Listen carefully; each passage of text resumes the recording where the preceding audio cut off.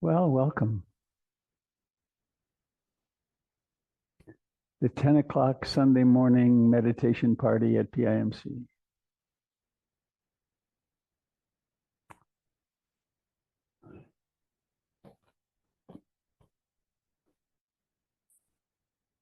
A message from the Diversity, Equity, and Inclusion Committee of PIMC.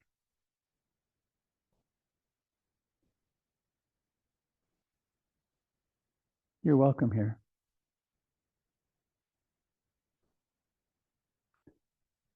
With a certain tuning, there's no difference between any of us. We're all one being manifesting as these.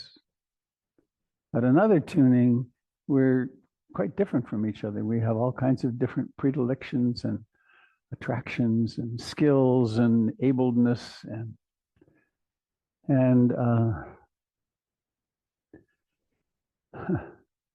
the teachings of the Buddha are universal. They are applicable to every human being. And so, in any way that you experience yourself as different or other, I hope you'll see that really clearly as part of your programming, and that you absolutely belong here like you belong everywhere else on earth. We have a strong tendency to get identified with our separate I. And also,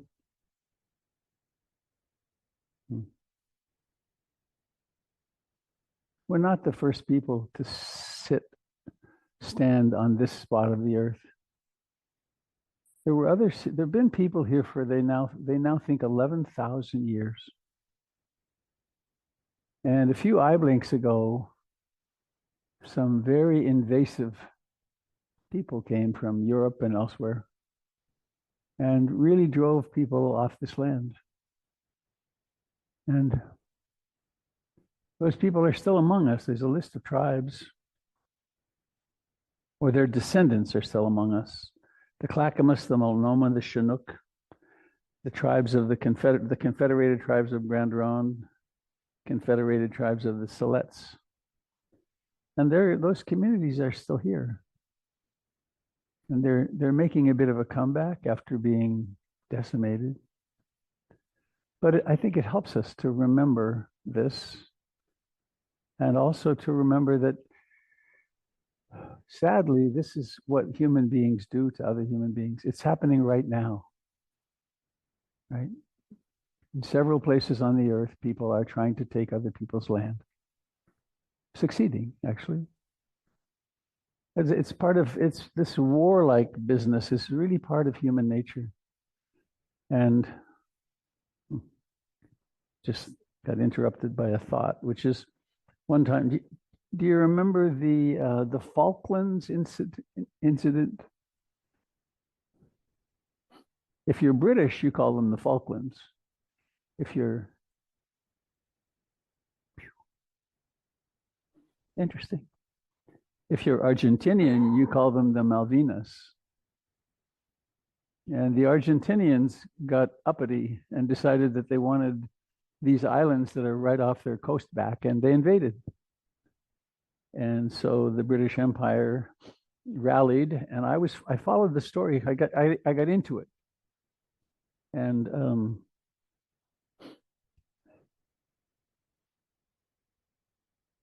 they would talk about it on the news, and then they would play this exciting martial music. The fleet, the great British fleet, is on its way down through the Atlantic, and I followed them down.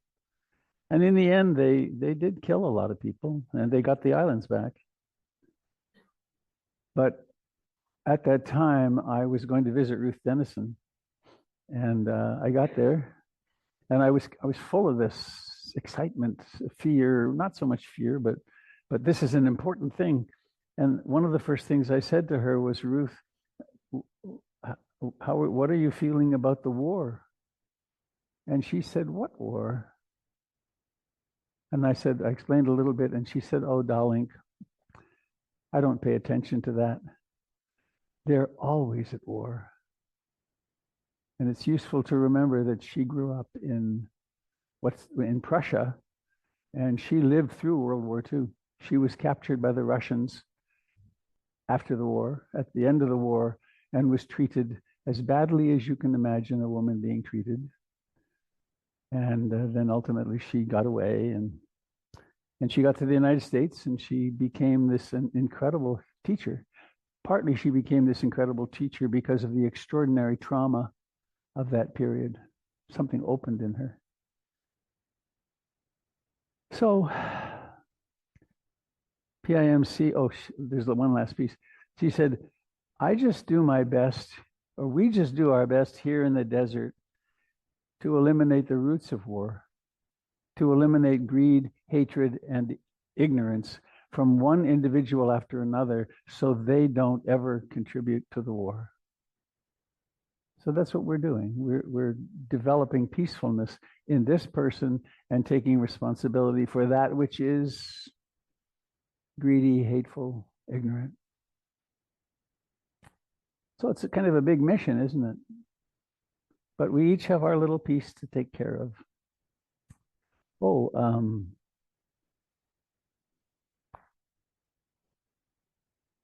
Just an invitation. There are people who come and then leave after Jim does his movement. I'm going to tempt you to stay unless you've got something really pressing, because Grace Lee is here gracing us this morning, and she's going to speak profoundly about the freedom that this practice can bring to us. And partly in honor of that, I want to share this very traditional teaching with you. Can't do that? Okay.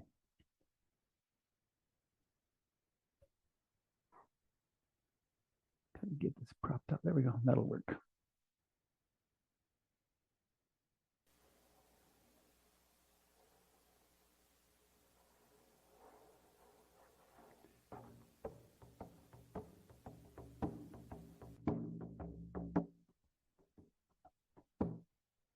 Thus have I heard, which is the way the Buddha's teachings always start. Thus have I heard.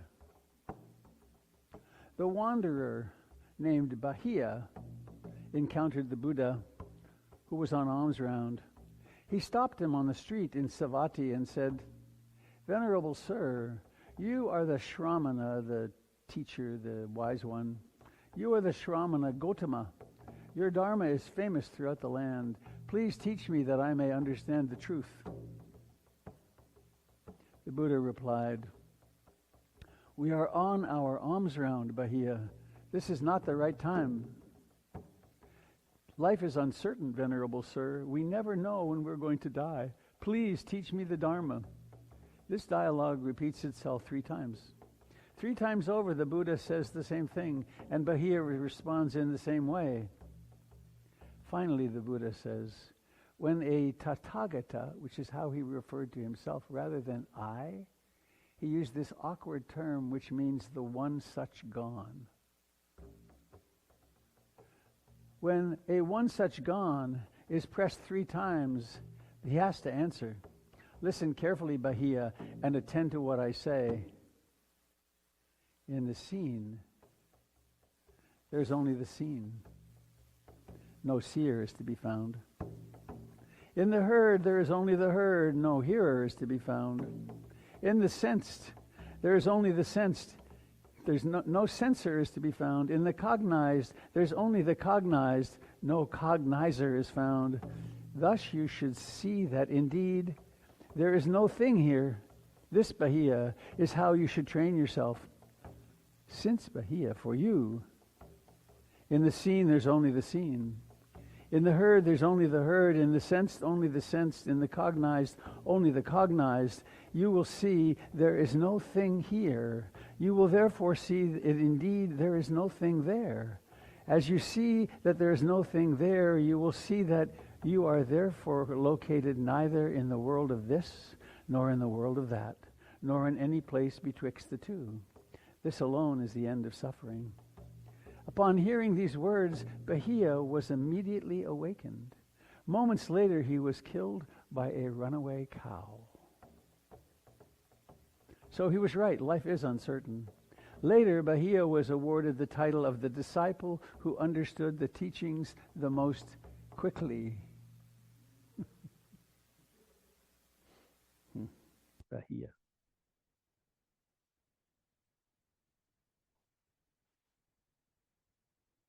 That's kind of a complex description. We will hear a much more simple and direct one in a little while.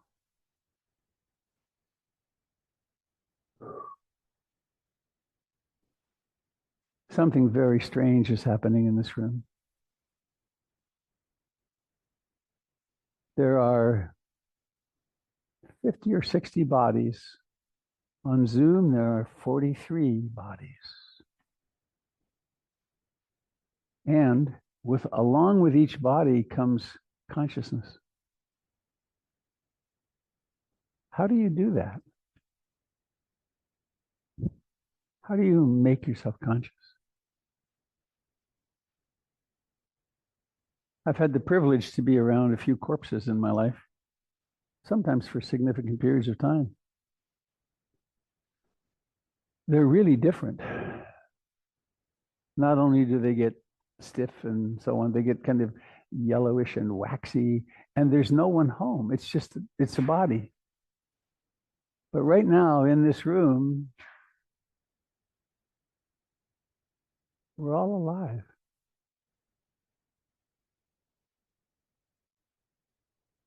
And what a trip to be aware of that.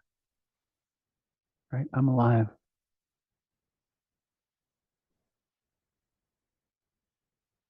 At the end of the Satipatthana Sutra, the sutra on the teachings on mindfulness. No, it's in the refrain that's repeated throughout. The last piece of the refrain is, or the meditator, the person, cultivates sufficient mindfulness to know I'm sitting here. Is a body sitting here? Or this mind is completely freaked out right now and there's worrying. Or, oh, this mind is incredibly concentrated and there's great ease. Or there's pain in my back. Or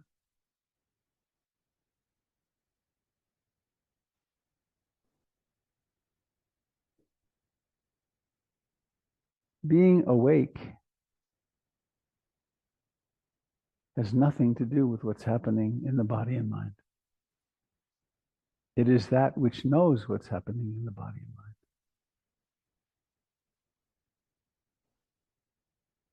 mind. And it's utterly simple. We just wake up and realize, oh, this is what's happening.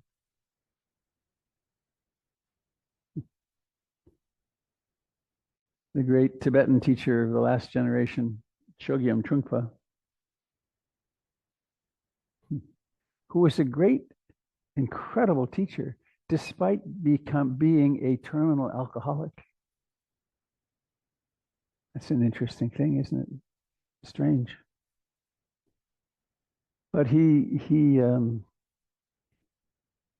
was known to say that awakening is an accident. But spiritual practice can make you accident prone. Because it gets us sort of in the ballpark. And so why don't we do the basic foundational practice that we can do for the rest of our lives from the Buddha, mindfulness of in-breathing and out-breathing. So please be invited to sit comfortably.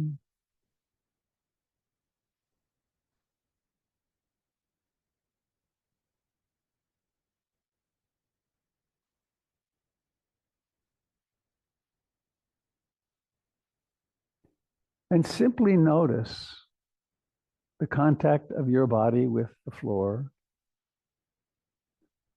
with the cushion.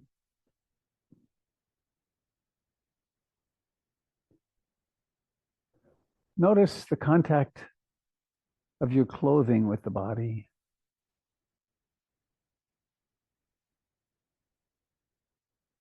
I've been intimately present with 3 children from their birth. And all 3 of them had this thing. They didn't like having clothes on. Clothes are kind of, I don't know, they're kind of confining. But we get used to it, like wearing glasses. We don't notice them after a while. But clothing is creating all kinds of sensations in the body.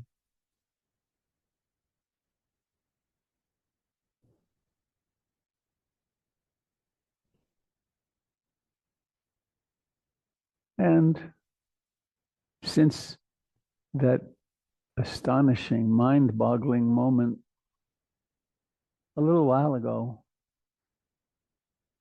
at the very moment your mother could no longer breathe for you,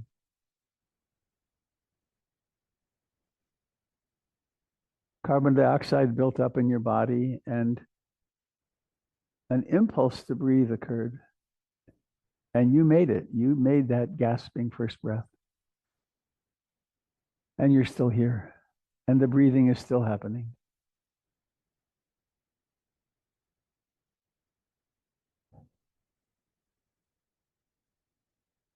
And this type of meditation doesn't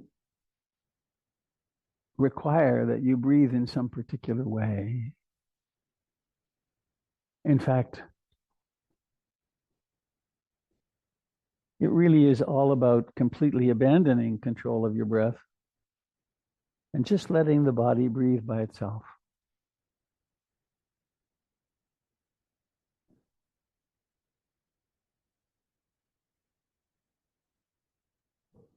And in this breathing by itself, the diaphragm pulls down.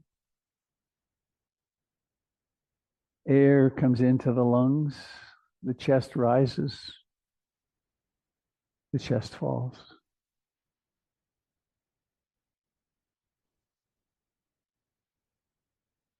That's all.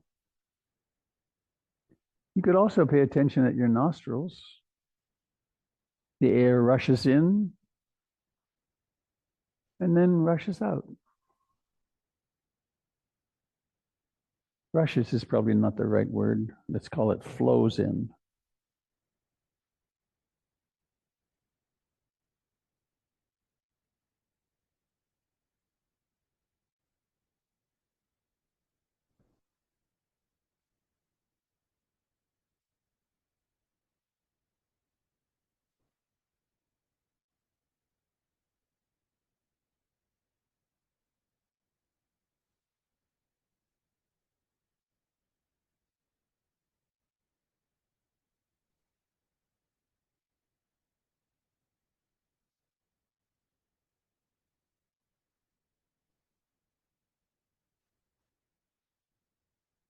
Mindfulness probably, most probably, has already noticed that the mind, that there's wandering in the mind, wandering of the mind, I guess. Thoughts occur.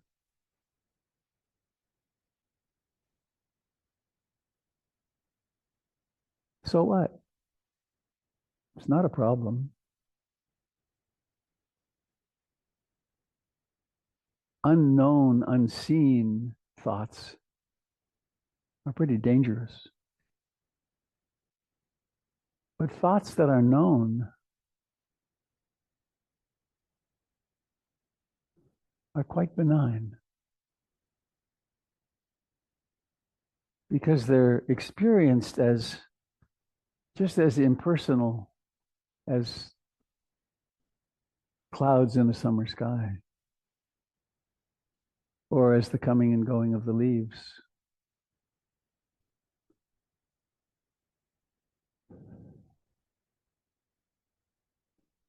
And so when awakening from the wandering mind happens, you can choose time and again, come and be present in breathing.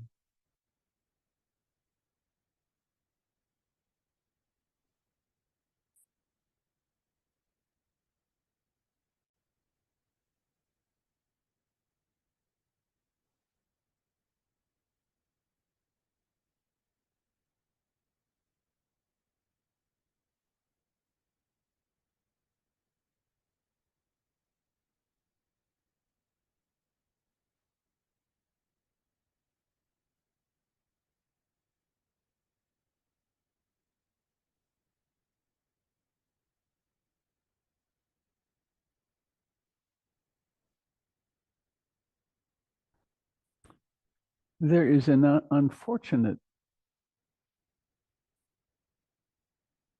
inadequate translation of the word sati. We translate it as mindfulness. There's a piece missing, which is the heart. It would be more accurate to say heart, mind, fullness.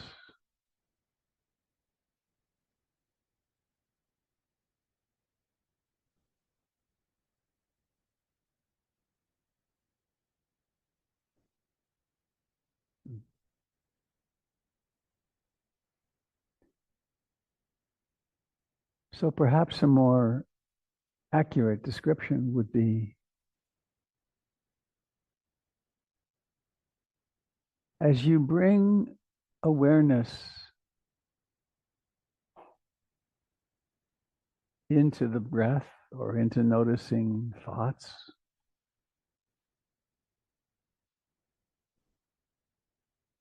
do it with the delicacy of a butterfly landing on a flower, or as in a beautiful poem by Ellen Bass, greet the breath as if it was your beloved who's just been wakened out of a coma, or who you thought was lost for a few days on Annapurna.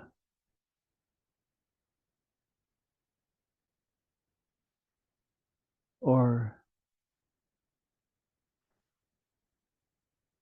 as you would greet your child when they wake up in the morning.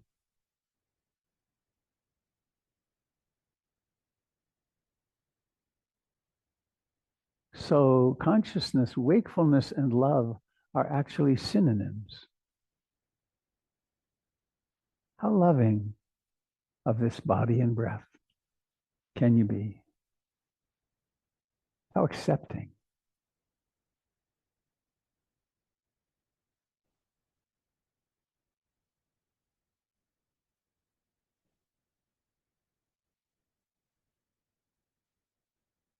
There really is nowhere to get to and nothing to achieve.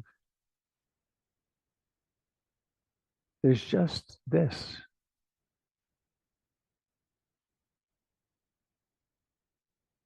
You're home already.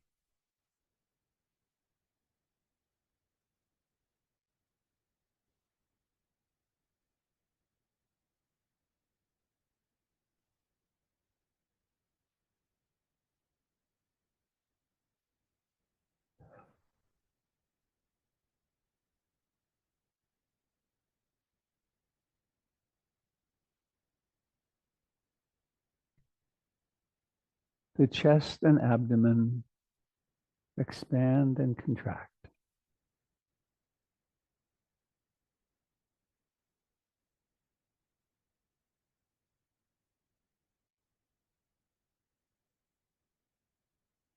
Thoughts come and go.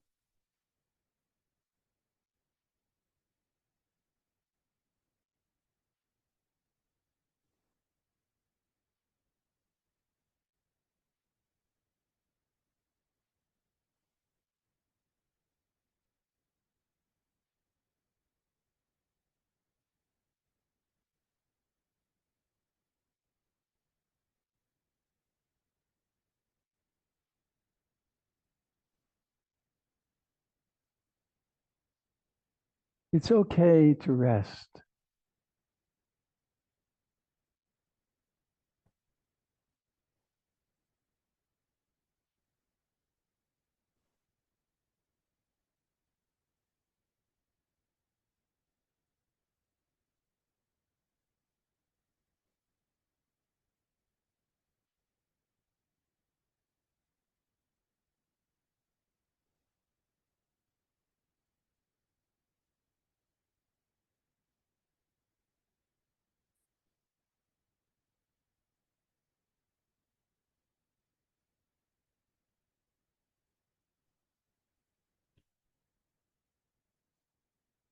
Sometimes people like to use a practice called noting, in which we use the thinking, the cognitive aspect of mind, to make little mental notes, rising, rising, falling, falling.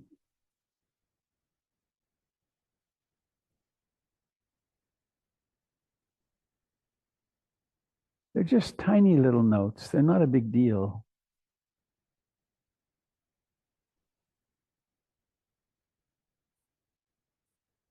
When awareness awakens from wandering, one can note wandering, wandering.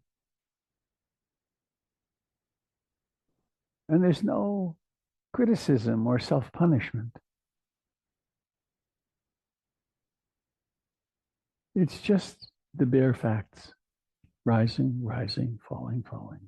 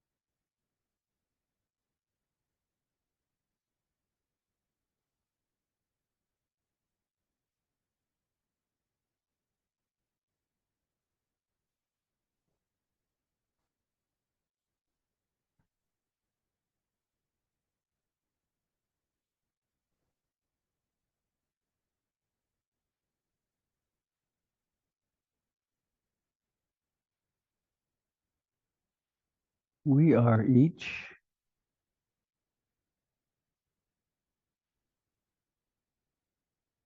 extraordinary fragments. We are the living earth. Our bodies are on loan. We need constant flow through of oxygen, water, nutrients.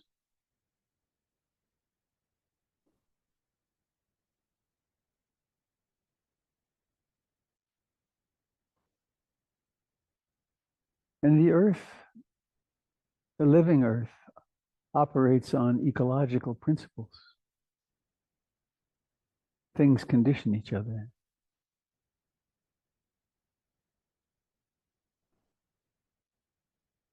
Somehow this evolutionary process has reached a point. It's a tipping point where, with a little help, a little spiritual practice, we take this ecological system, that final millimeter or two, and we participate in the awakening of the universe to itself.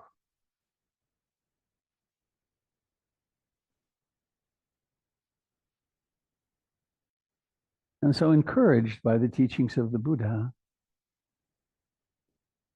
we make this very subtle effort, which is to notice what's happening, to become aware of what's happening.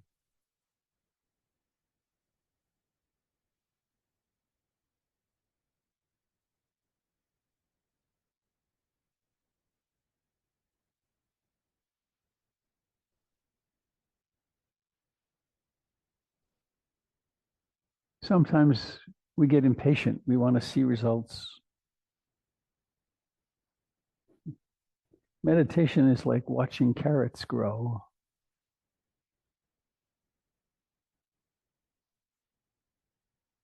You don't really notice until one day there's a little tiny carrot there. But we set our course. I intend to be awake. I intend to be awake and loving.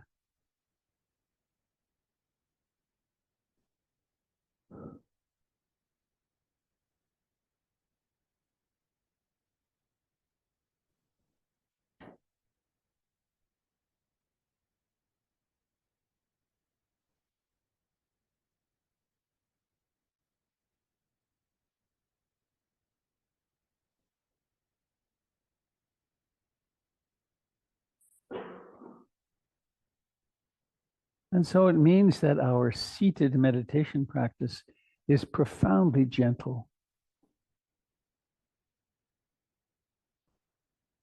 We're not trying to storm the gates of awakening.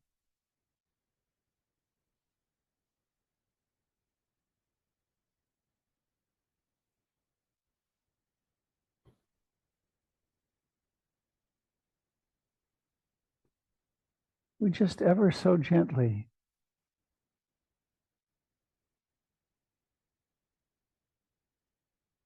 notice when the mind is filled with desire, wanting, or with aversion, disliking, or with restlessness and agitation, or with sleepy, dull, sloth and torpor, or with doubt, or with some emotion, some liking, disliking. We just ever so gently pay attention.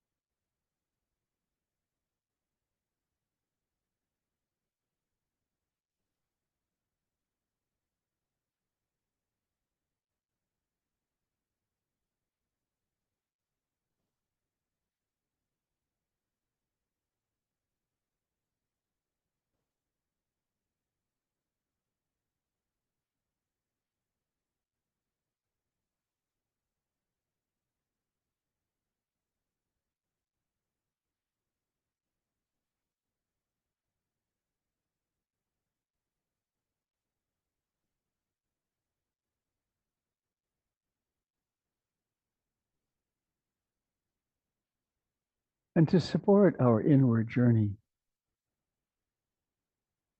our journey of accepting and loving and awakening, we can add another intention, which is easily carried in a simple mantra, a fundamental mantra.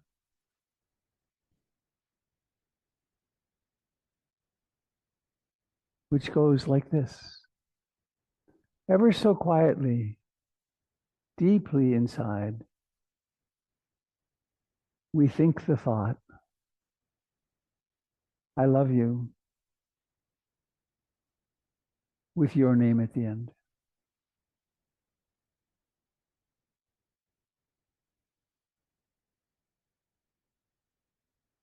And you can do it any way you like. One way is to time it with the breath. Each breath, there's one repetition, I love you, with your name at the end.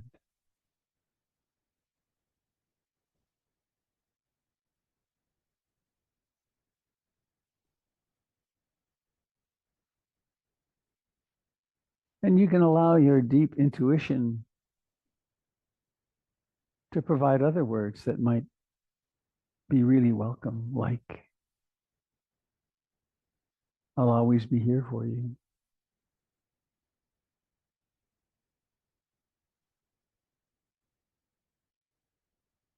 Or maybe, I'll never abandon you again.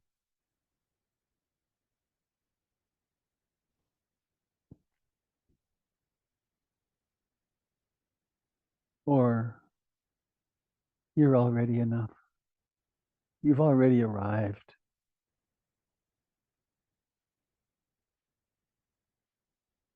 You can let go of feeling inadequate.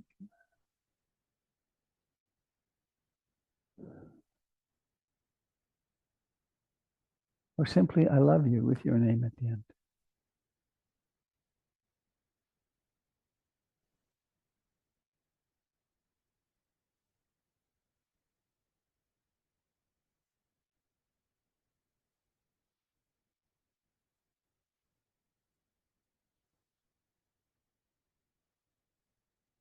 And now coming back to the fact of breathing.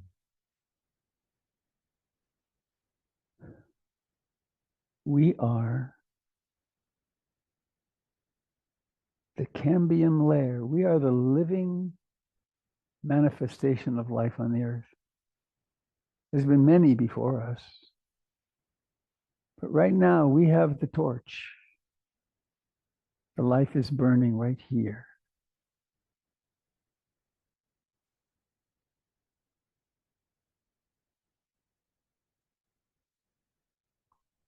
And please now notice the life of the body pressed against the cushion or the chair.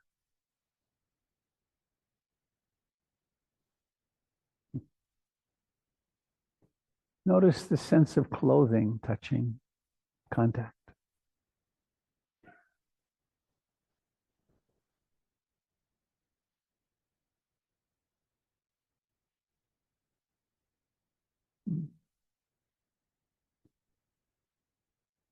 Notice the life in your hands.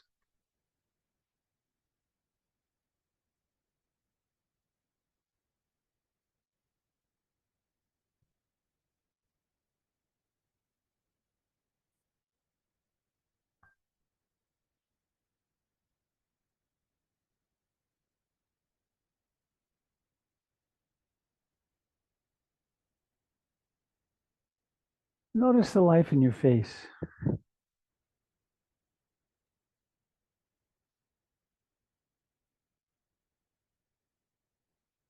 In your eyes.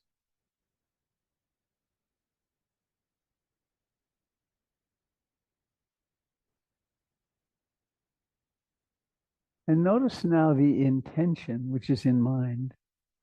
Something that happens in the mind when you're intending to do something. And form the intention to let your eyes open. And then notice how you actually operationalize that. The eyes don't just come open by themselves. there's intention. And then let that happen. Let the eyes find their way to open. Open and then seeing. Notice how seeing comes along. Seeing.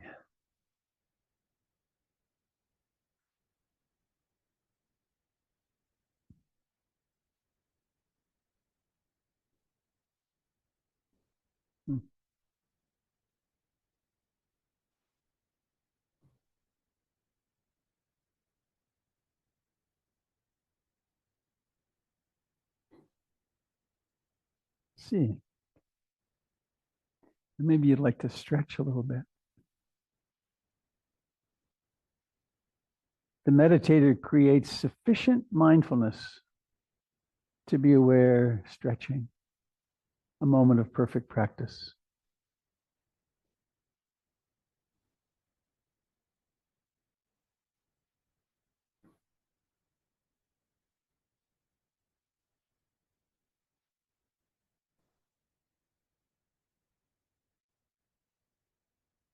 And now, to the degree that you're comfortable with it or want to, I invite you to look around. Notice yourself in your other forms. Let your eyes make contact. You could prepare yourself with a loving thought, like, I hope you're healthy, or hope your family's safe. Just repeat that over when you make eye contact. It's a fun practice to do in the mall.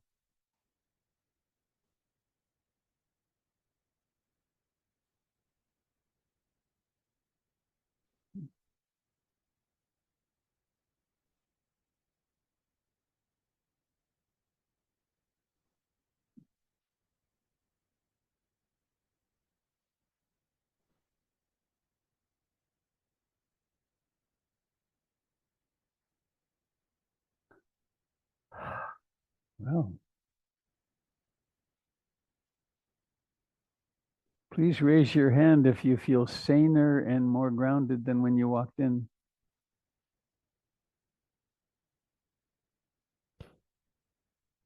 It works. You can actually know it, that it works. I have a couple of announcements I want to make.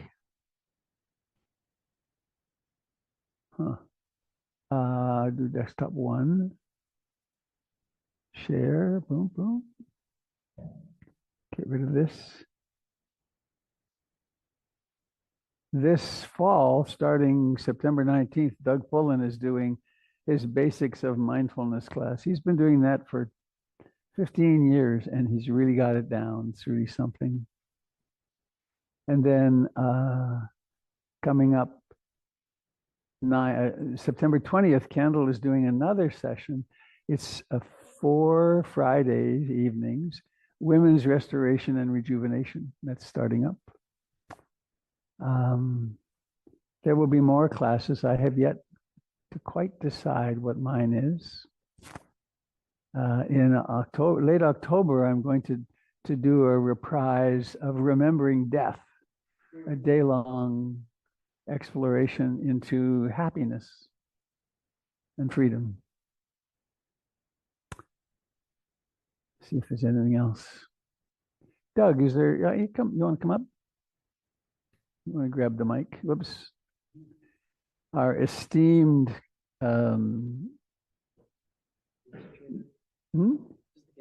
That's the guest chair. You can sit in it, but you need the mic though.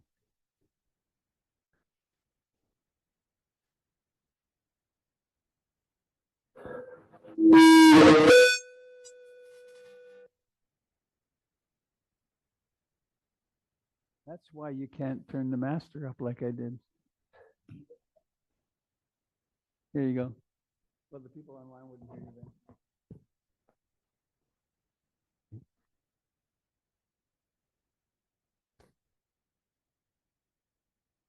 Well, good morning. Am I projecting morning song? You guys have worked on your tan a little bit. It's nice. Paul, do you know why you can never trust atoms? Because they make up everything. I got that from Jack. Thank you, Jack.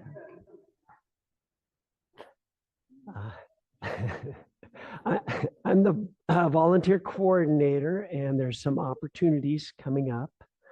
September 14th, the Garden Club will meet and we take care of the gardens. It's a Saturday. It'll be from 9 to 11. The gardens being right in front when you came in.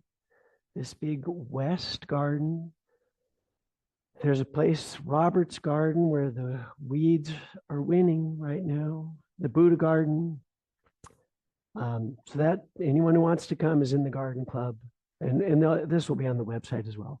And October 19th, we will have a karma yoga party, cleaning inside and out. And that's a good time for everyone who's been here, very productive.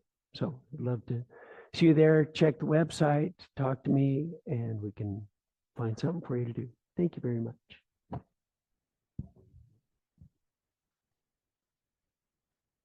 Doug is known for his jokes, and that is the worst one yet. Really. I suppose that's like, what's the word? It's, hang on. Oh, I'm going to forget.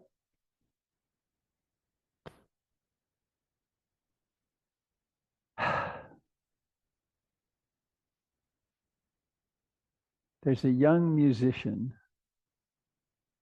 It's so close. Damn, it's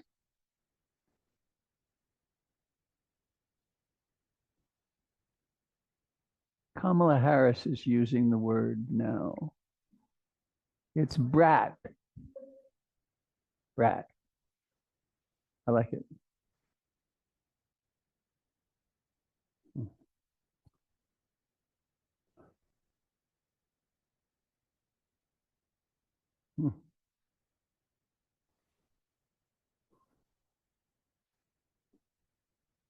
I listened to a lot of the speeches at the Democratic Convention.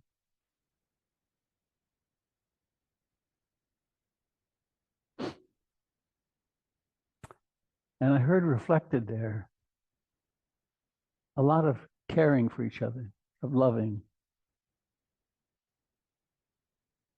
of dedicating our life energies to supporting each other, and of turning our hearts and minds toward our better angels.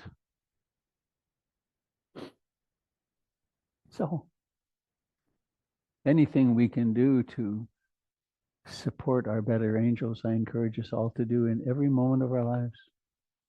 It's very inspiring to me to see people who are as capable of articulating it as some of those speakers. I have one other request that jumps to mind. What's it called?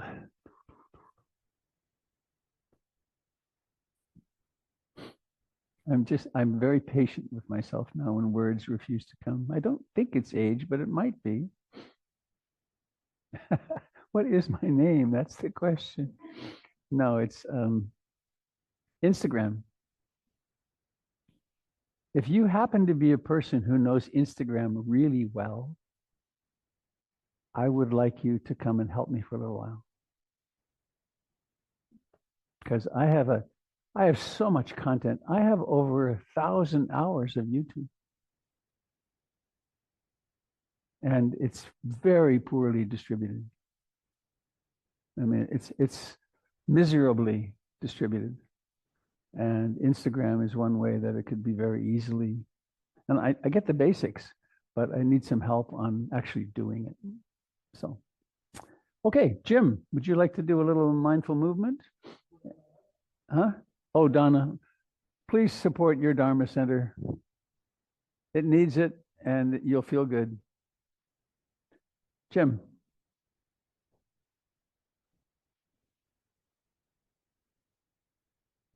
Do you need some of this moved, or can you just move over here? Paul, can he just do it? can't see through all that stuff. If he's over there? Yeah. 'Cause Okay. I gotta close the laptop. And, Okay, great. Oh, yeah, because this is gonna be. Can I- If I go up there, is that possible? We'll try it. Okay. Come on over here. If I fall off the chain.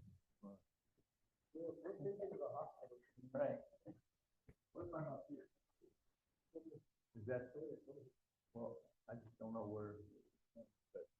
The camera can go anywhere.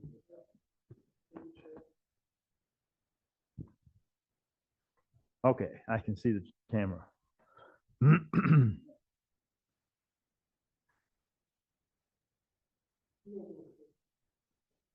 Hmm?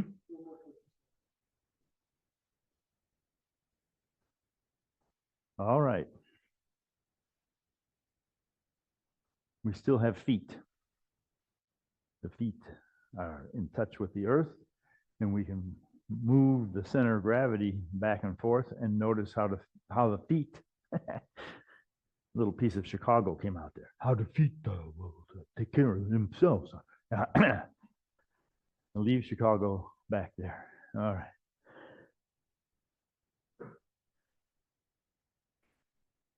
So we become aware of the entire body responding to the feet. We've been sitting where we breathe with the whole body. Now we're going to move with the whole body. You can't move one part without it starting a rhythmic return someplace else. So one way of working with that is to lift and sink. It's not just the hands that lift, but the bottoms of the feet change sensations, the ankles, the knees, the hips, shoulders. This is called lifting water. And in Tai Chi, you lift by reaching out over the water and gathering the chi, and then pour the chi into the legs.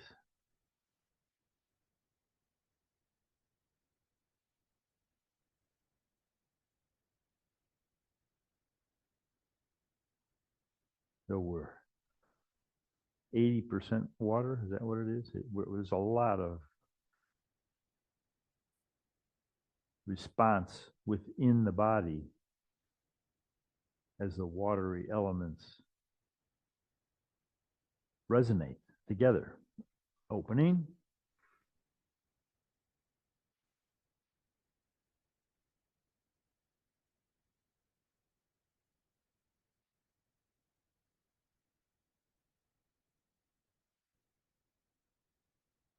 And each movement has a beginning and a journey and an ending, and then a beginning of a return, and a journey and an ending. And as we learn to stay with each change, we begin to embody the impermanence, which is the basic characteristic of our experience. Impermanent over here, painting a rainbow.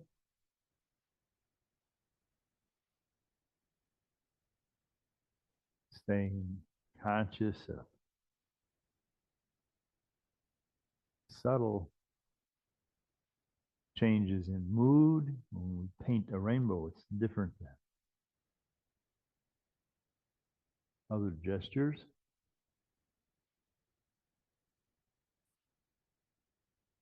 Sinking, crossing the wrists, then opening the arms and crossing the wrists. Feel what's going on with your rib cage in the back. This time we'll lift up the middle and open, separating clouds.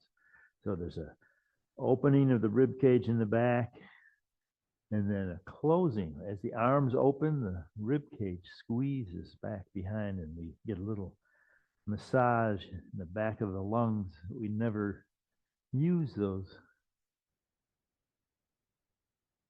pockets of nooks and crannies in our ordinary movement during the day. This opens everything up, twisting the spine. The spine gets stiff and stagnant, and we push and pull. We can't do that without the hips changing, the knees changing, the ankles changing. Change is everywhere. One of Robert's teachers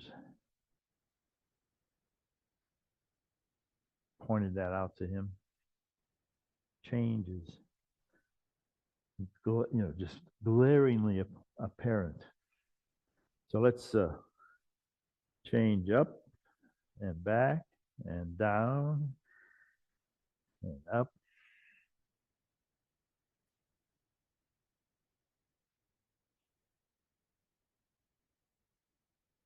And anything that was stiff and tight gets a chance to lift off the ground a little bit on this side, that side. And that sets the orchestra going in the floorboards.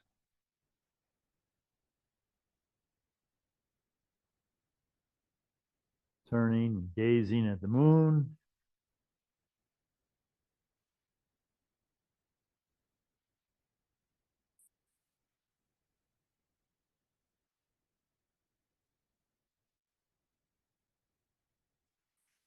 Pressing cross.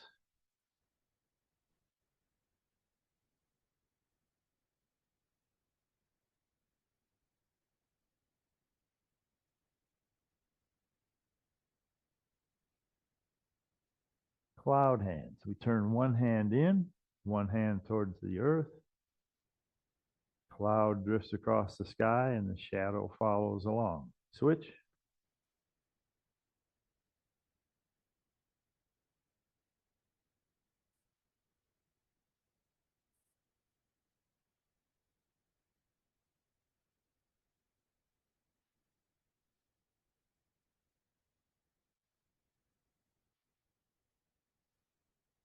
Okay, make a fist. Let the dragon rise from the sea.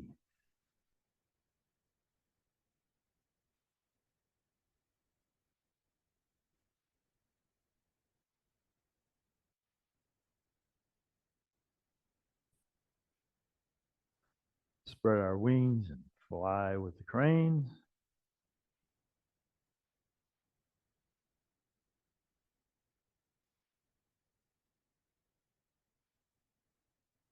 And then turn a big wheel. Notice how everything changes from toes to the crown of the head.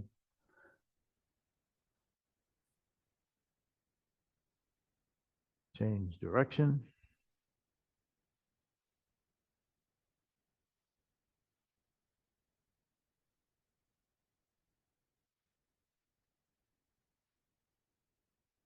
All right. Bring our feet parallel, sink into the knees for a second. Take a breath. Release. Sink and lift. New energy in. Release what we don't need. Fresh, new energy and stress and strain leave.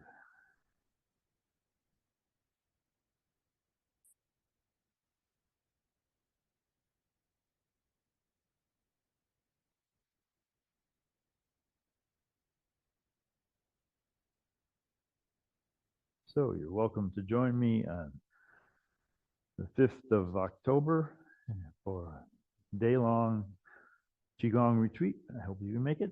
Thank you very much for playing the game.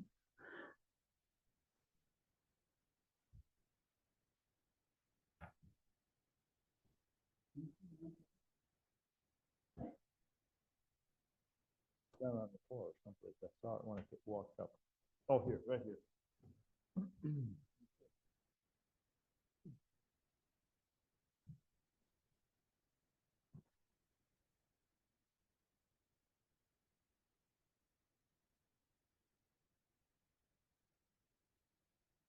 Stop.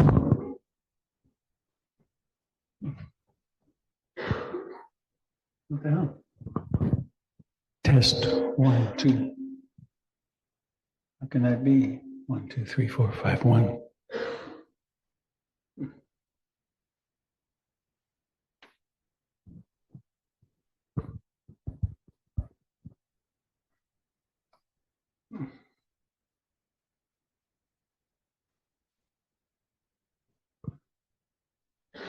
Test 1, 2. Oh, well.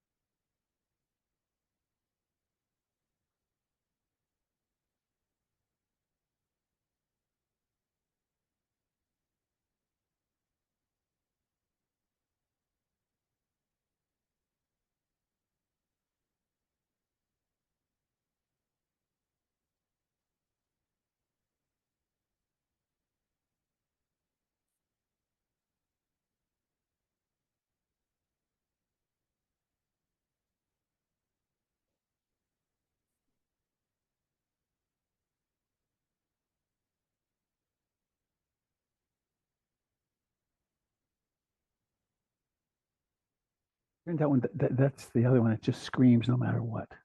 Yeah, but that's the one that's the mic. That's this mic? Yeah. What? Oh, then this is. That one needs to go down. Yeah. Huh. Well, let me try it here.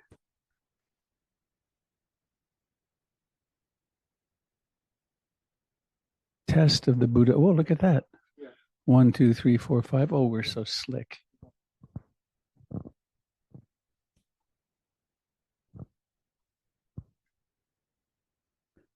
Well,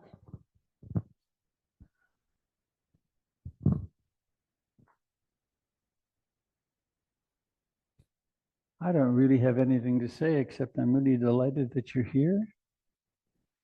And I look forward to hearing what you have to say. Grace Lee. Right ear. Oh, that looks like it's perfect. You don't want this in front of your mouth because it'll pop. But if it's Okay. below or above, it'll work fine. Sit down just a bit. Okay, that'll work. How's that? Good. Good? Good.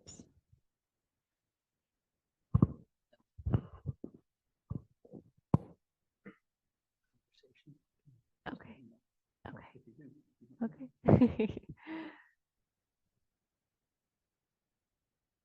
You all stayed.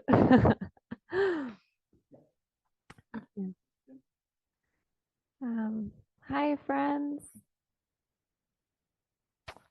I have been coming to PIMC for about 2 years. Sometimes on the Sundays, I've done quite a few of Robert's courses. And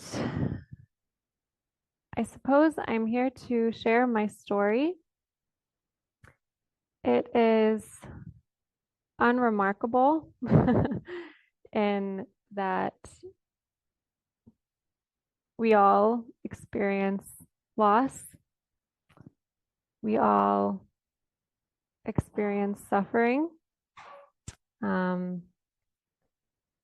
This is just one impersonal unfolding of events out of billions.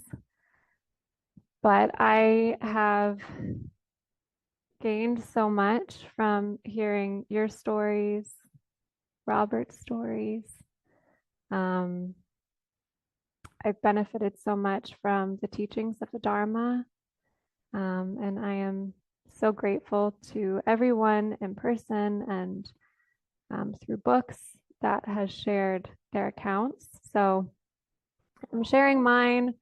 Maybe something in it will resonate with you and help you on your own journey.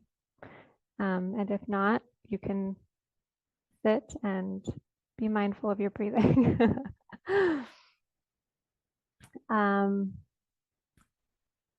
was born into a pretty uncomfortable self-concept.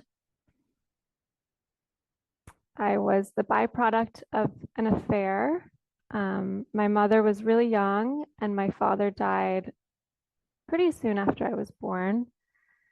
And my mom, my sister, and I were ostracized from my wider family because of my mother's perceived character failings. We were really poor. We moved around a lot. There wasn't a lot of happiness or stability in my home. And really early, I was so determined to just not be that. I really wanted to be someone else. And so when I became an adult and I had autonomy over my own life, I set to it. I headed straight for New York City. Is this okay? It's sort of. Yeah. Let me tighten it. Yeah. Hang on.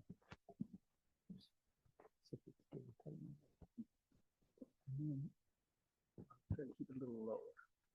Great. That might be good. Great. Okay. I headed straight for New York.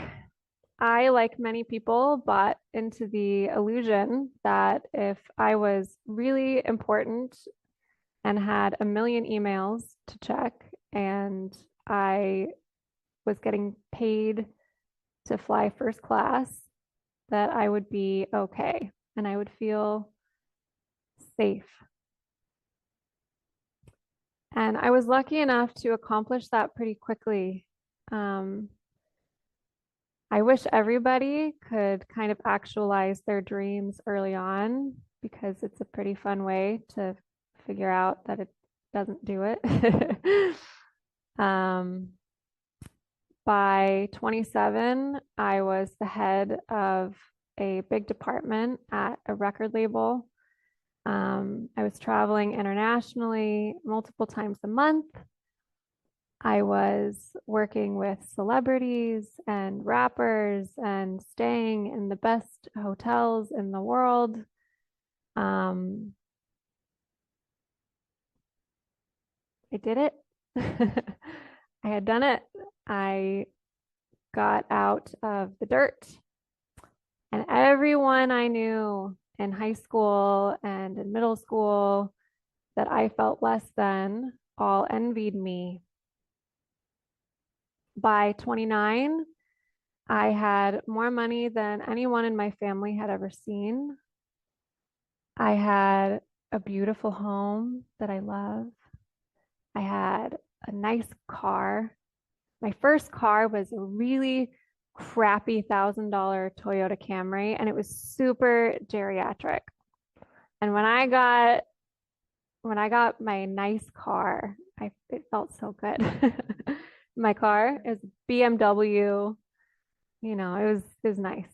It was nice to drive in. Everyone in my family was like, whoa. I was married and still married to a guy who had achieved his own level of notoriety. I had designer clothes, I had cool friends, and a lot of people wanted to work with me. And it was my first big experience with dukkha. My first great lesson in dukkha and suffering was getting everything I ever wanted. That sucks. That really sucks. It really sucked. And it was really scary to get to that point and to be miserable and insane. I was living in a constant state of stress. I was afraid of everything. I was doing things I knew were wrong in my heart. I knew, you know, even if it was normal in my industry, I knew in my heart it was wrong.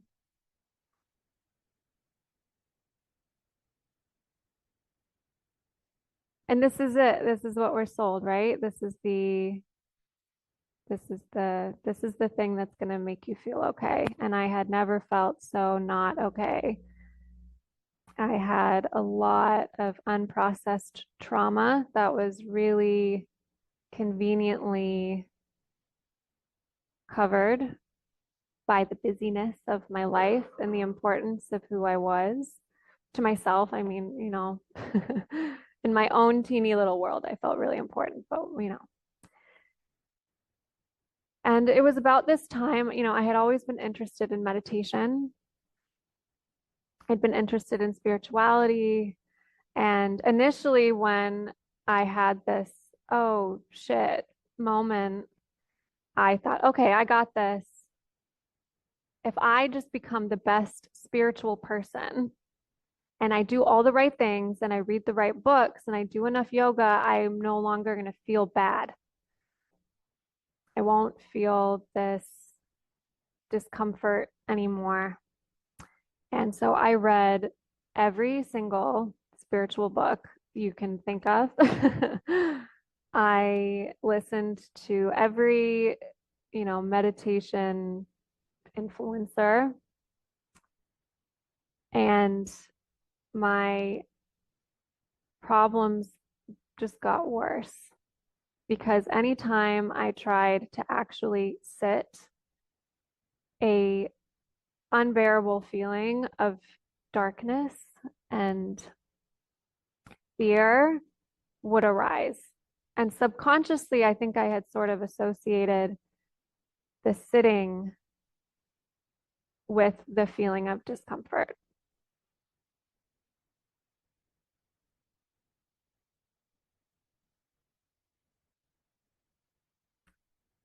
I read something around this time. It was in a mantra book, and it said, I pray that the abiding joy and the depths of my being prevail over all that is selfish and fearful in me, and to know the peace that comes with realizing the indivisible unity of life. And when I read that, I didn't fully understand what it meant, but I knew that it was important. And so I started centering it in my days. I would sit and, you know, when I felt incapable of just observing my breath or my thoughts, I would repeat that. And at the time, I had no idea that it would be answered. And I also did not know the price that I would ultimately pay. Um, and about 2 months afterwards, after kind of experiencing that mantra, I got pregnant. It was sort of unexpected, but it was a joy, it still is a joy. And that's when I really began to sit. And for those 9 months, I sat and I started to cultivate an ability to just be.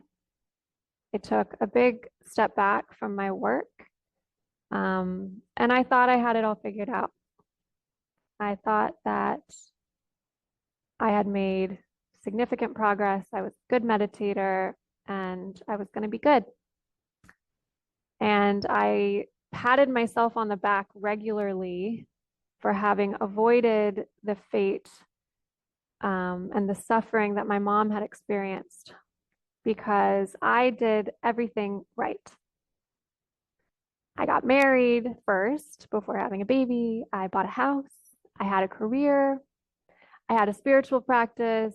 I don't drink. I don't smoke weed. I did all of the right things, and therefore I was not going to suffer. What an arrogant and naive perspective. And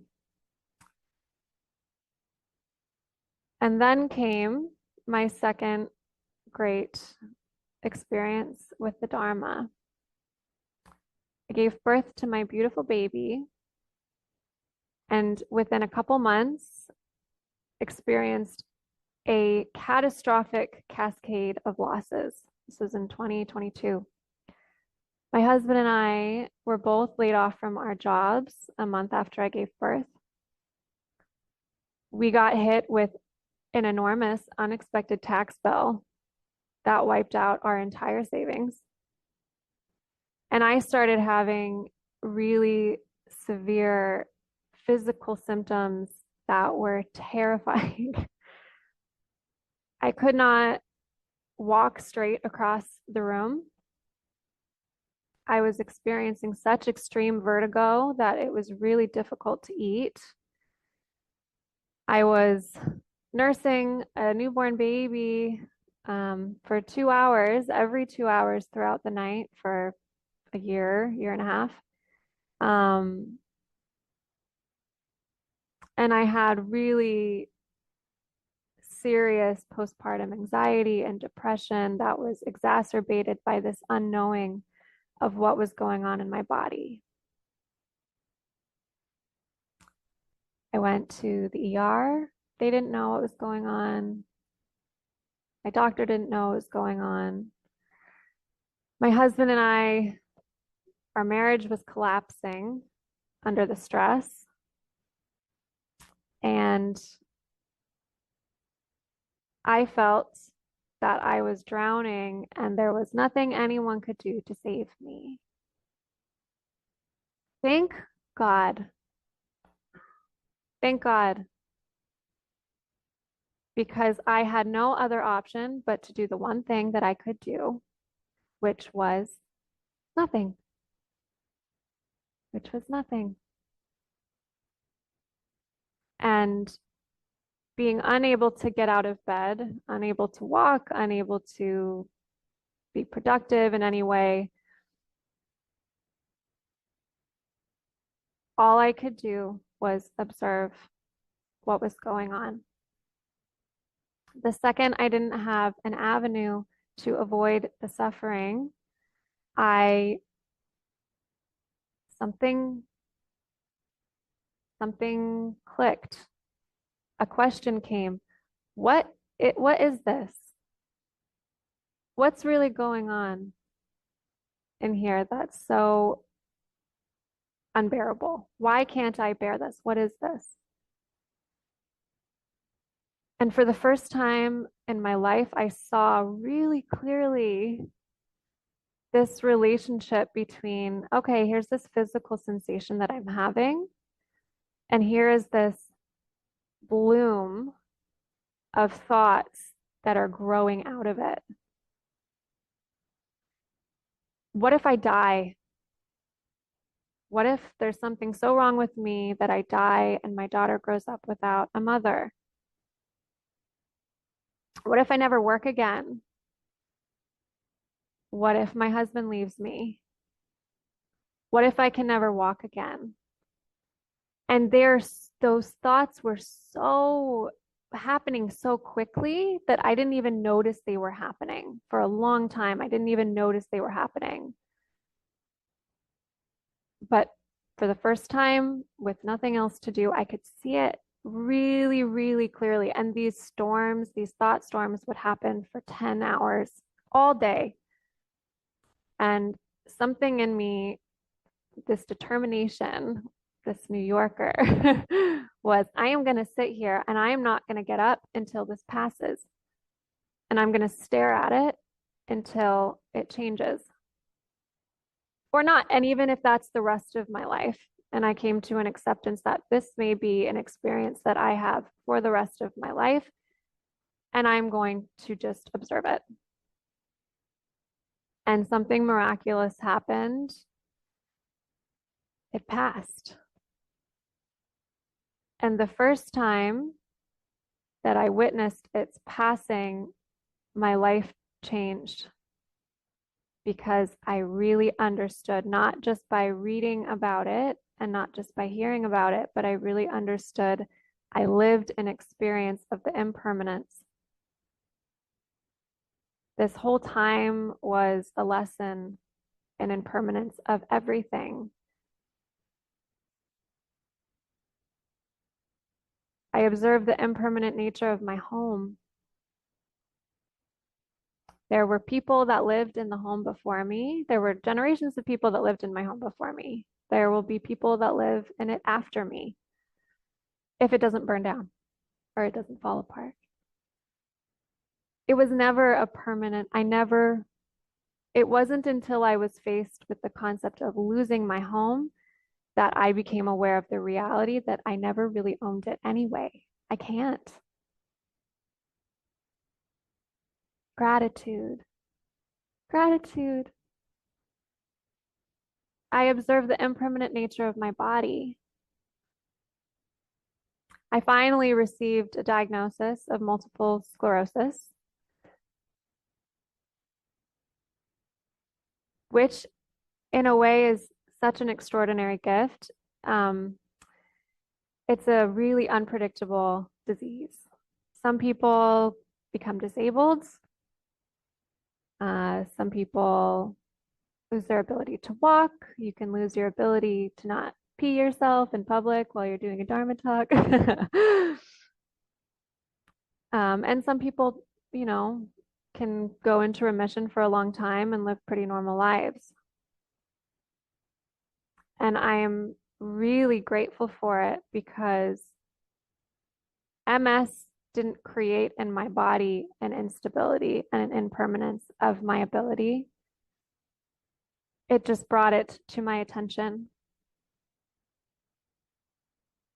And it potentially, who knows, I could not be here tomorrow, but it brought it to my attention potentially with some ample time afterwards for me to live this newfound realization. It gives me an opportunity when I have difficult sensations in my body. I have limited capacity to do things that before I thought I was invincible. I was young. I thought I could do anything. And now I have days where that's not the case. And it gives me something really obvious to watch. And I have many days still where I get caught in storms. But I have a lot of days where even when I am, in bed all day, in pain, unable to sleep, my vision's gone, that I feel really profound peace and ease and gratitude. And I'm not on the other side of any kind of woods. I don't think that there is an other side to the woods. I still might lose my home. I still haven't figured out what we're doing for work. I have no idea what will happen with my health, but none of us do. Oh, okay. I started a soup company in this. I was seeing Robert during this time, and I thought, okay, I can't fly around the world, but my husband is Cantonese, and his family has a really amazing lineage and tradition of Cantonese herbal soups. It's a big thing in Hong Kong, where he's from. So we started a Cantonese soup company, and we make soup for new mothers, and we make soup for people who are recovering from illness. It's called AHMA, AHMA, if you're interested. And it's been a really beautiful experience, actually. Just yesterday, I delivered soup to a new mother. She's alone, single. She has a 4-year-old and a newborn. And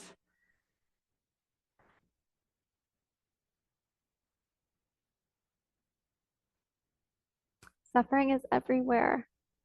And it's hard for everybody. It's really hard for everybody. And it's such a gift to know that.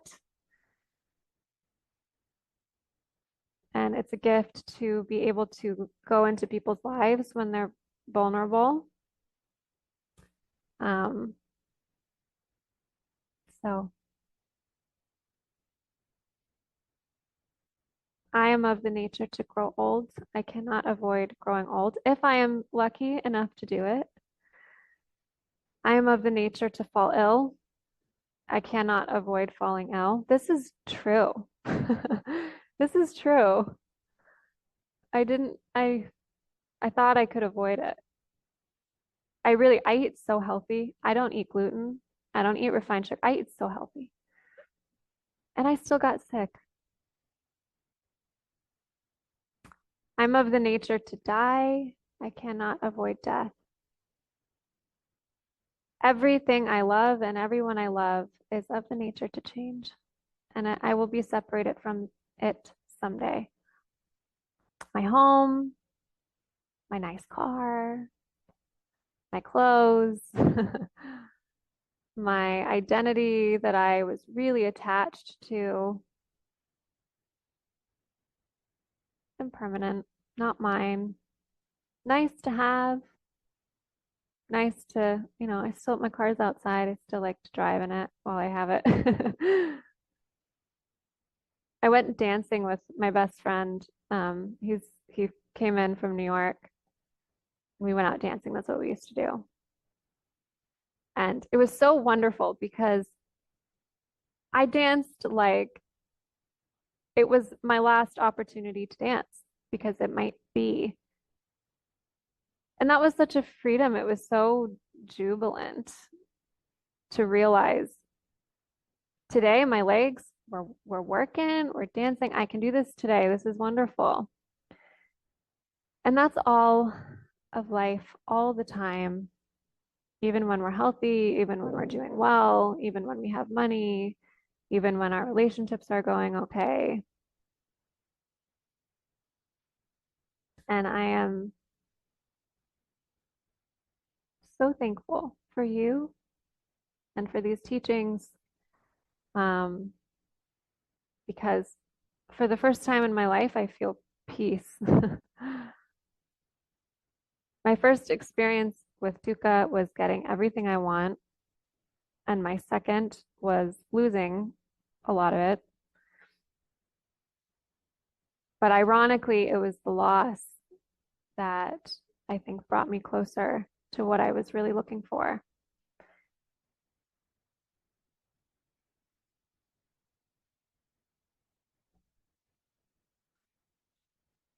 Okay.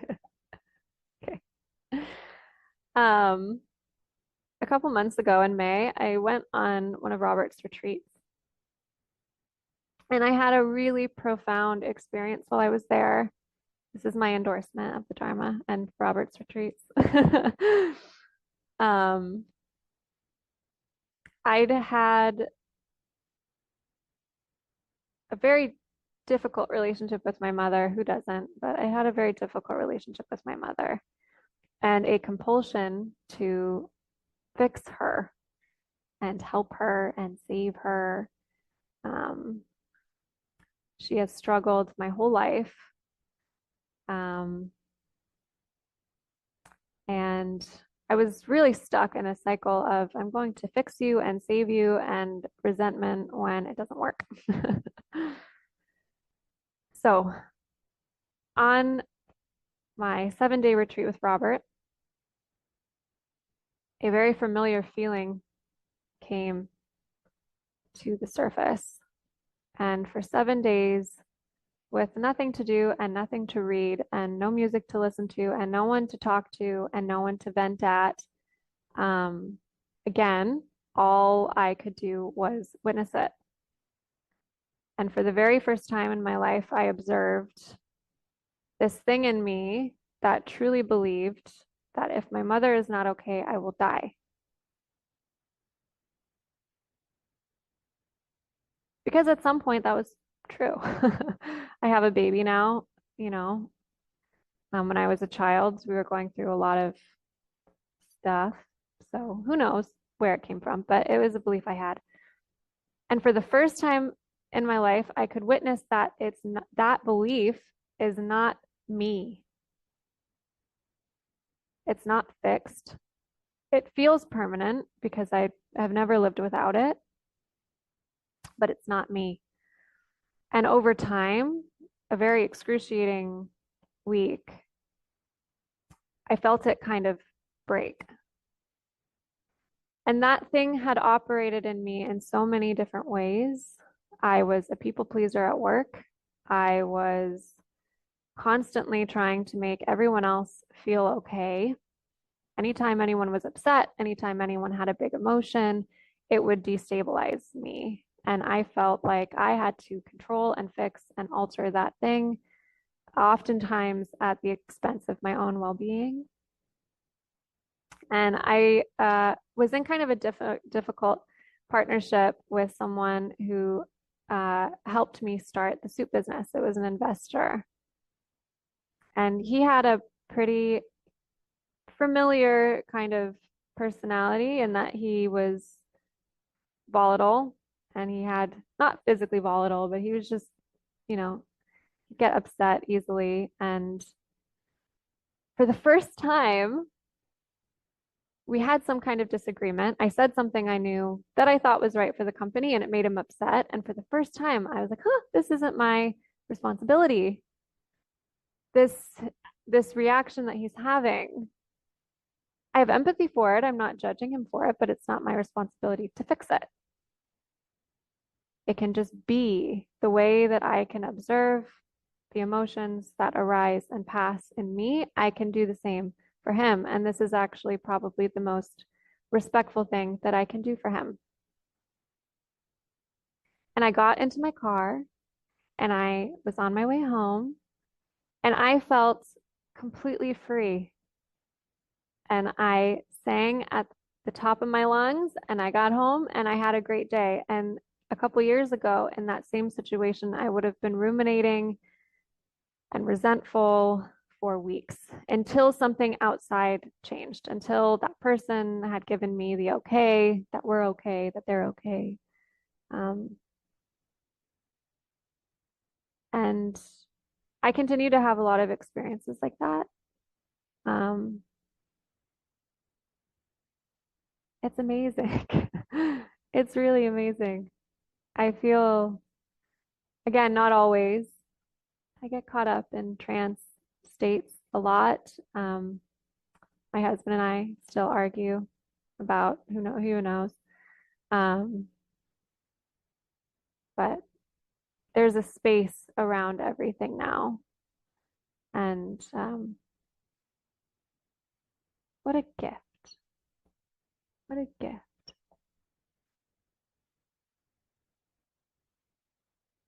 I think that's all.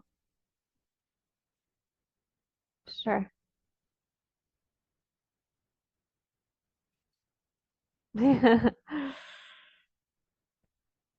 This is Did a you want to test. add anything? Hmm? Do you want to add anything? Let me just sit for a second. Okay.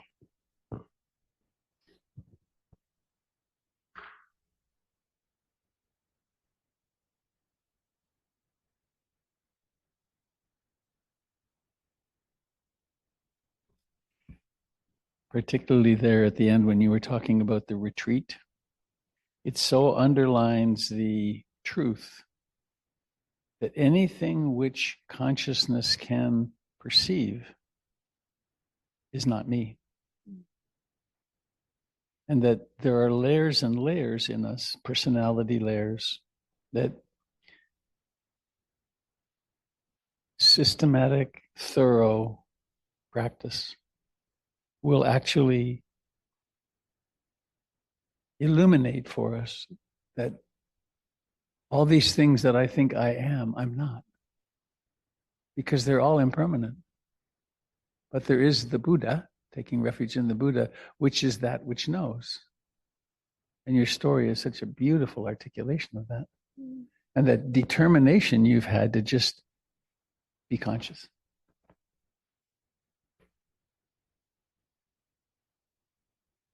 Yeah. I particularly related to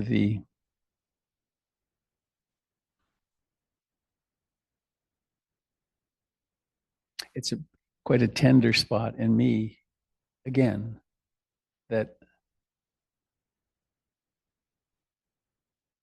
the decisions that this conditioned being made non-verbally, and then in the first 5 or 6 years of life, about being responsible to care for the other, the mother, those persist in identification for a long time. Yeah. Because they're the way we were woven, sort of. Mm-hmm. And to have increasing freedom from that is truly remarkable. It's a profound psychological shift, but it's also a spiritual liberating shift, because one realizes this is the way. Mm-hmm. So does anybody have anything you'd like to share or question for Grace?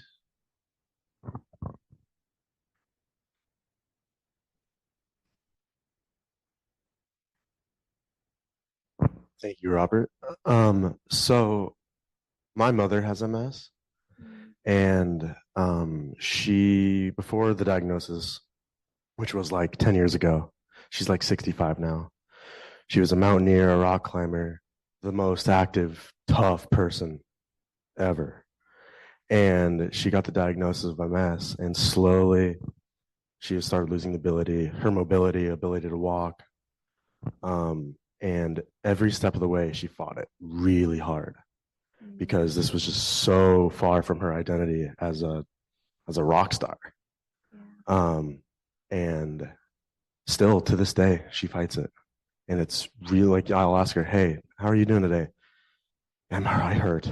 I'm in pain, you know. So it was really cool to hear how you accept it and are okay with that, because that's like what I really want for her. But like, you know, she's her own person. She just has to be. So I appreciated that. Thank you. Yeah. Hmm.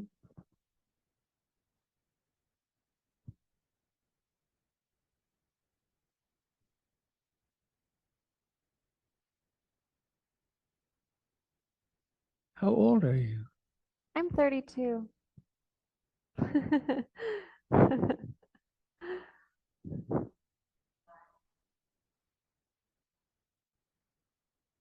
As you started, there's quite a price for wisdom. Yeah. My grandma has a saying. She says, Lord, don't teach me nothing today.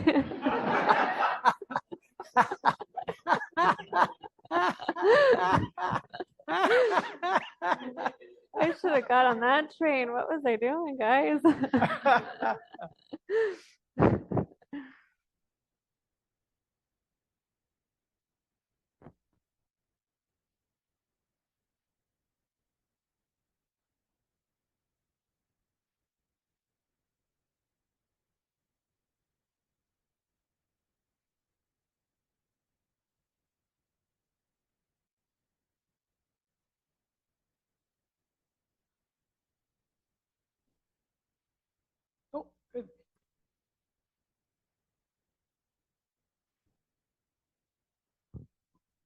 Hi, I'm Jack. I really like the way you framed putting a space around things. And to me, that is the practice is always drawing that to remember that we have that ability to put the space around things.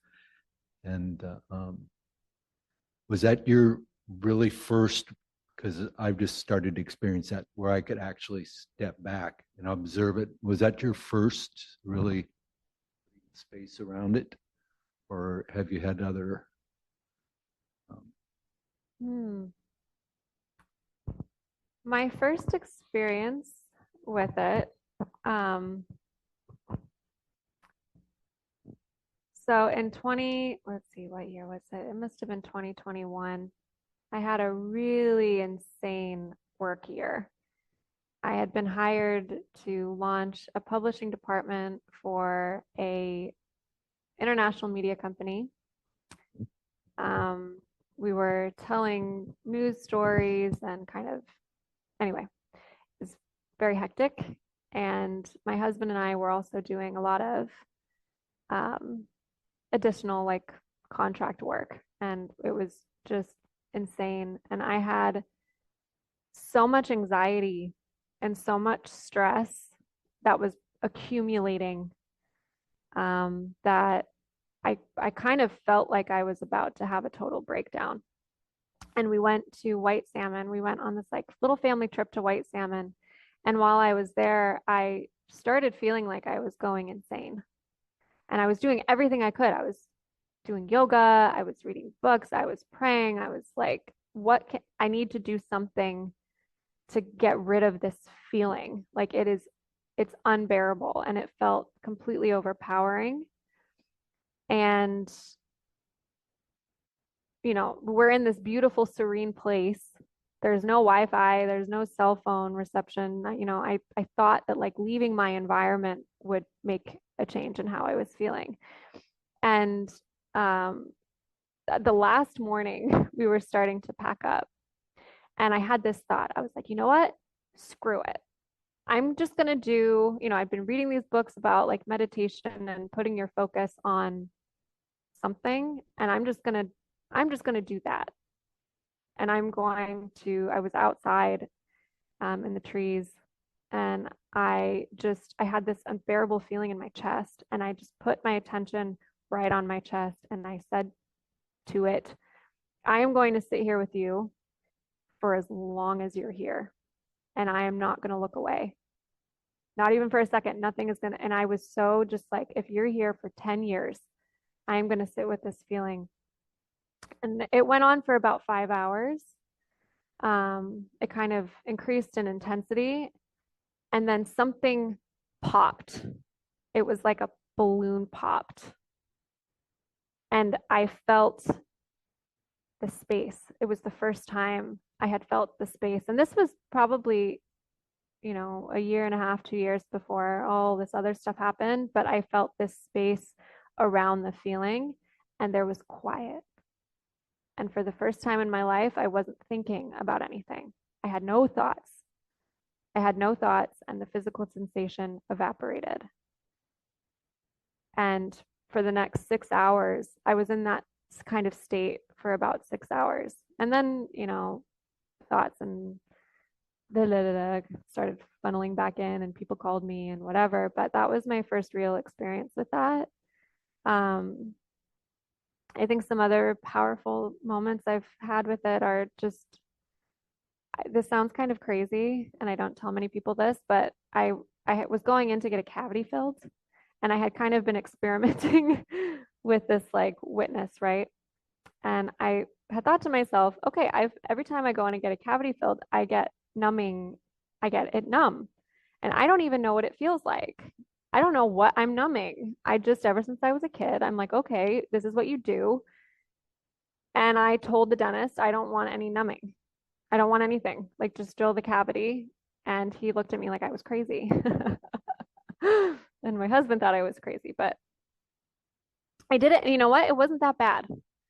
It hurt, but I used that technique and I just put my attention on the pain, and there was space around the pain, and it was bearable.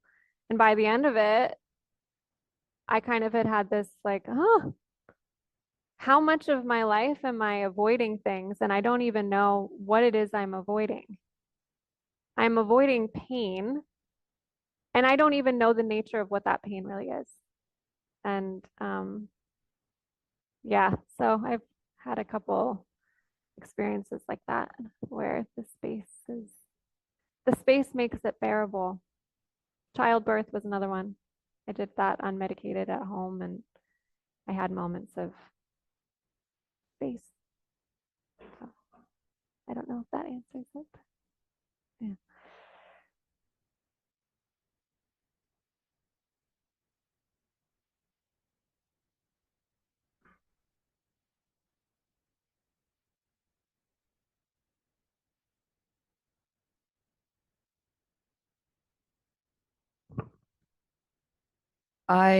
My husband, the same thing with the dentist. My husband was a profound meditator, and he would go to the dentist and get root planing with and cavities filled, and he would do his meditation. Yeah. So that really rung a bell. But what I was going to say is, I think that I really understand the role of suffering and how it makes you able to be finally ready to start waking up, because I lost him about a year and a half ago, and he was like my spiritual teacher for 36 years. Even though a lot of our marriage, we didn't get along. We didn't. But when I stopped caring about what he said, then we started getting along. But when I lost him, I couldn't do it I saw other people doing, which was, drinking, trying to stay happy by doing things, staying busy. People kept saying, just be busy. Oh, no. I had to sit with it and not run away. I couldn't drink. And I like to drink. I like my wine. But it was probably the greatest spiritual lesson I ever got from him was his death. And I was with him when he died, and I took care of him. And that's why I'm here. And I found this place. Even though I thought I was spiritual, I wasn't serious. Now I'm really serious. So suffering has a great role. It's like the thing that can kick you into it. So thank you. Thank you.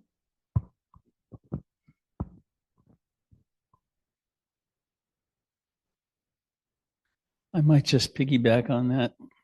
At the back of the room, there's a piece of fabric that I bought in Thailand. It's the Dhammacakkappavattana Sutta, the putting in motion the wheel of the Dharma. And what's the first thing the Buddha said?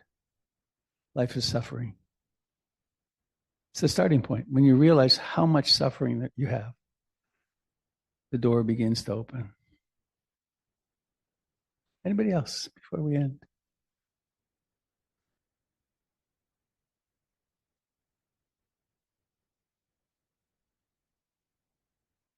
I love the pregnant pause. It's like does someone want to say something?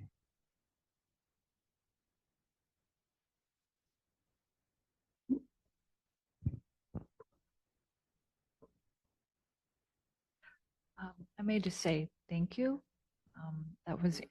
Sorry. Thank you for sharing. That was incredibly brave. And one of the things that you mentioned, I think twice, was determination. And determination and bravery seem as though they're very connected. And just okay. Okay. I was just just saying that determination and bravery seem connected, and you mentioned determination a few times, and I'm curious if you've ever thought of that or felt that as part of your experience in this whole thing, because it just struck me and is just such a kind of beautiful thing that seems to come from you also very naturally. So just curious your thoughts there.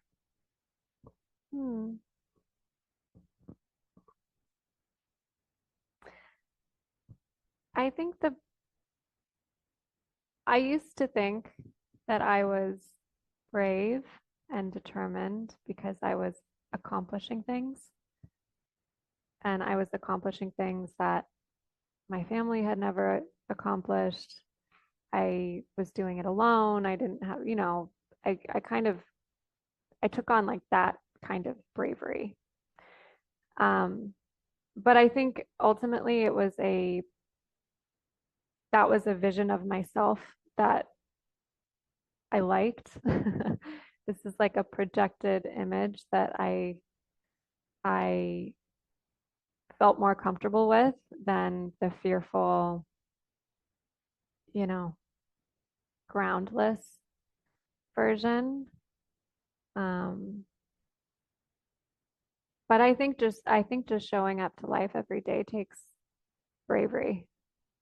It takes a lot of bravery to know that we're going to lose everyone we love, to show up to our marriages every day and to our relationship with our children and know that what the other side of that is. I think that's the true, and doing that with an acknowledgement of that reality, that to me, that's the bravest thing I think I've done. And I cower from it often, but I think yeah, and just being with life is an act of determination.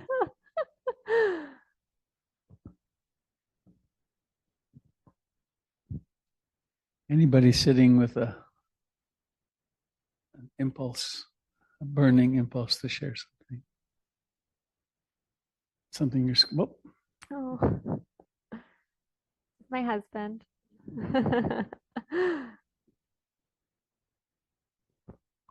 I'll keep it super short, but I just wanted to say that it really has been an honor and a joy to suffer alongside with you, and to grow with you, and to really see the growth that you've had in the past few years. I know it's been a super difficult season, but it's really the joy and the breakthrough that we've had with a lot of our demons and trauma has been, yeah, I'm really thankful for it. Yeah.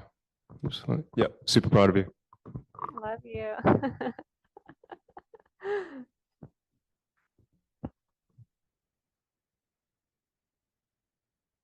I just had an idea.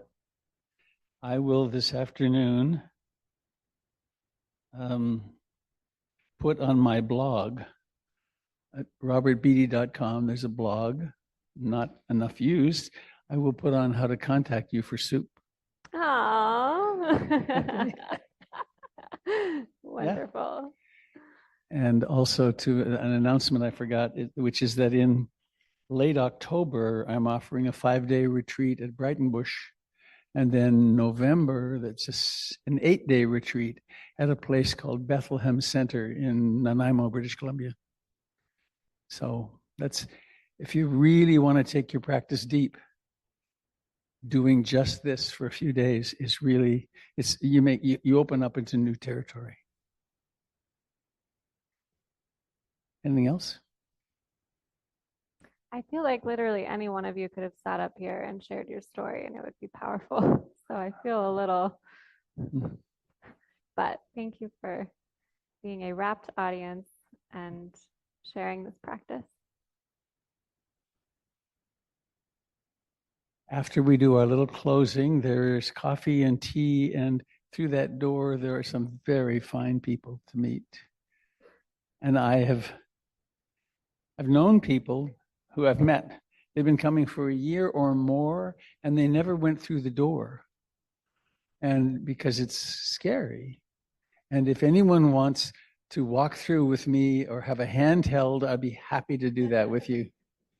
Because something happens in there that's really quite magical.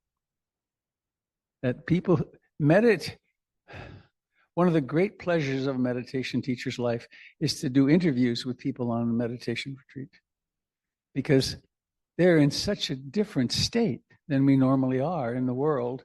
And one has these person after person, you have these really deep, real conversations. So that happens through there. Thank you, Paul. Please, I invite you all to stand. Let's make a big circle. And we'll come up here. Can I trade you microphones?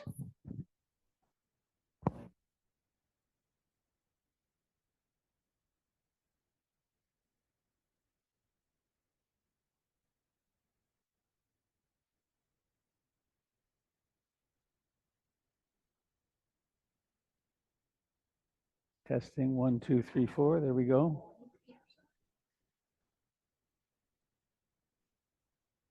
Wait, let go. I want to get it. All right. Thank you, folks on Zoom, for coming and remaining here now. Thank you, everybody in the room.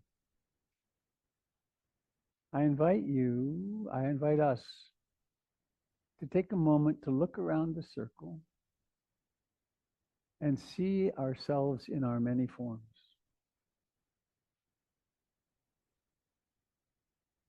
Seeing.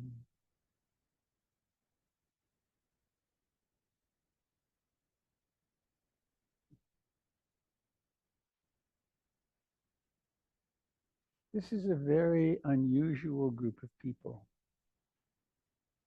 You don't find many people who are willing to do the doorway, the gateway practice here, actually, that we decided some years ago. If we had a 20-minute meditation at the beginning, we would likely have more people. But since this is about meditation, not just the social aspect, we said, nope, 45 minutes. And it's a barrier you have to jump across to get in. So everyone here has some profound commitment to waking up, which means that everyone here has really suffered a lot, consciously. So I'd like to close with something I learned just a little while ago. Let me think. Yeah, why not?